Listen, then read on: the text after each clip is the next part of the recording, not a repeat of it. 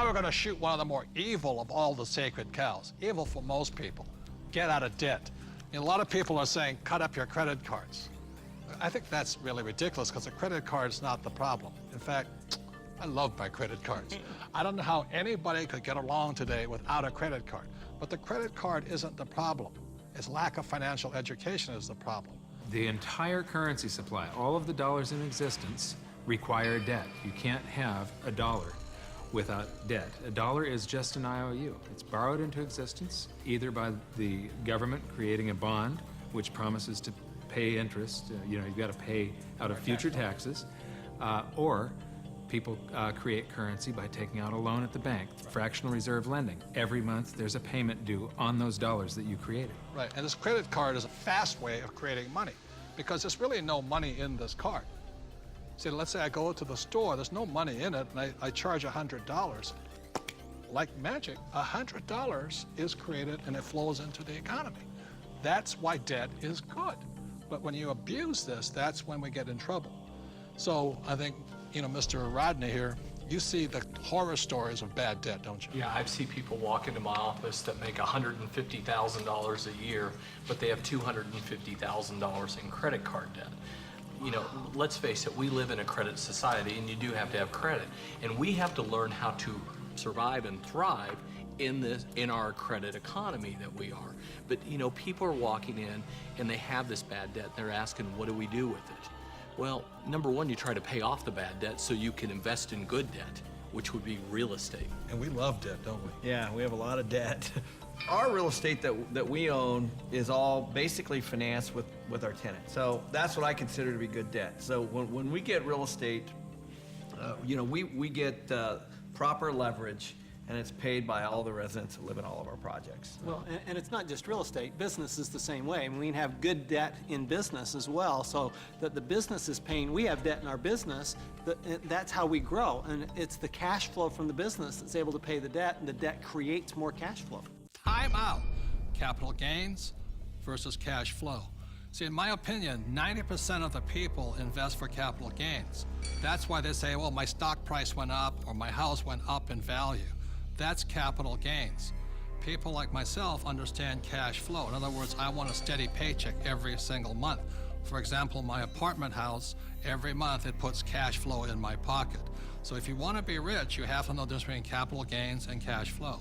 Capital gains is technically gambling. You're hoping something will change. Cash flow is more guaranteed. I want that income every month. So very intelligent investors invest for both capital gains and cash flow. People say, I like real estate. I don't really like real estate. I just love debt because it's so easy to get a loan on real estate, right? Well, here, I like the analogy that you use sometimes. Say if you put $1 million of cash into a mutual fund, you get whatever you get paid. But if you put $1 million of it in a down payment, for some kind of a commercial project like we have, you actually buy a $5 million project. Right. So you're actually getting a $5 million asset with $1 million versus $1 million of mutual funds, and so the value you're creating on that real estate is on the $5 million, not the $1 million. Well, by using banks' leverage. And the tax benefits that you get on the real estate isn't on the $1 million either. It's on the $5 million. So you not only increased leverage on your cash flow and on your growth in your asset, but you've also increased your leverage on your taxes. Well, here's what we're doing. We get these loans, the tenants are paying them off. That's the point. Oftentimes people don't look at that. And they're paying it off with after-tax dollars. Yeah, they're moving into our places, they're paying our rent, we're taking that rent and we're paying our mortgages, and our mortgages are getting paid down to zero. Wait a minute. Ken's talking about these $1 million deals. Let me tell you how I started.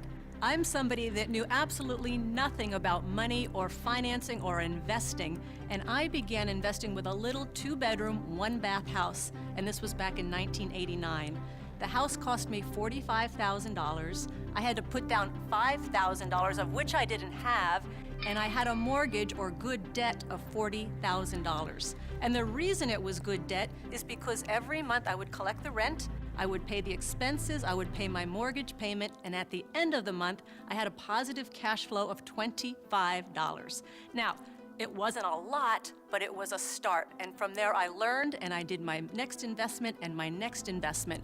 So it was good debt because that debt put money in my pocket every single month.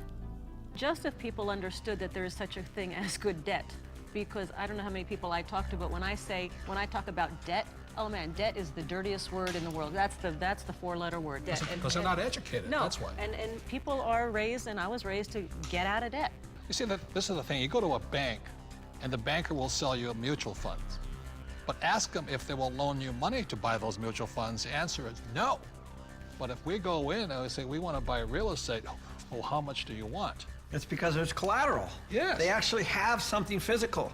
That's it. Yeah, they'll sell you mutual funds, but they won't lend you money on mutual funds. That should tell you something. That should be a quick indicator. Dear God, what are you trying to tell me? You know, and the other part about it is, too, is that borrowed money for real estate, is that after tax, pre-tax, or no tax? It's no tax. Anytime you're borrowing money, there's no tax on that money. You can use that cash. It's not taxable at all. So if somebody wants to borrow $1 million or save $1 million, it'll probably take them $2 million to save the million because tax is going to take 50% of it. Right. But I just go straight in and borrow $1 million, which they give us. It's great money. I love my banker. I'm not saying bankers are bad. They're fabulous because they give us the money. All they want is their interest. We keep all the appreciation, depreciation, amortization. We keep all of it. They're the best partners of all. So I'm not anti-bank and I'm not anti-debt. I'm anti-lack of financial education because there's good debt and there's bad debt. Your rich dad was a tough, tough, tough mentor. But, you know, I think some of the greatest mentors are tough because a really great mentor will push you to go beyond where you think you can go. And that's some of my best mentors. That's what they've done for me. Yeah, and I didn't always listen to my rich dad. I still remember I did the real estate course, you know, and I went running out in Honolulu and I found this condo and it was for $64,000 and it didn't cash flow. So I went to see my rich dad and I said, but it's going to go up in value. In other words, capital gains. He says, never buy anything that goes up. It must cash flow. And I said, no, it's going to go up. And we argued and argued and argued. And this is what he said to me. He says, if you start investing for capital gains, someday you will lose big time. So that I let that condo go. I didn't pay $64,000. Today it's probably worth $300,000. But I learned the lesson from my coach, my rich dad. If I had gotten into the habit of buying for capital gains, either the price of stocks going up or real estate going up, I might have been wiped out in this crisis. So that's why a coach and a mentor keeps you onto your plan. And helps you create and develop very, very good financial habits. Because if you have poor financial habits as you're in your personal life, you're going to take those into your investment life. So one of the most important things is they will help you develop great financial habits. Because when markets go up, greed sets in, and greed makes people stupid.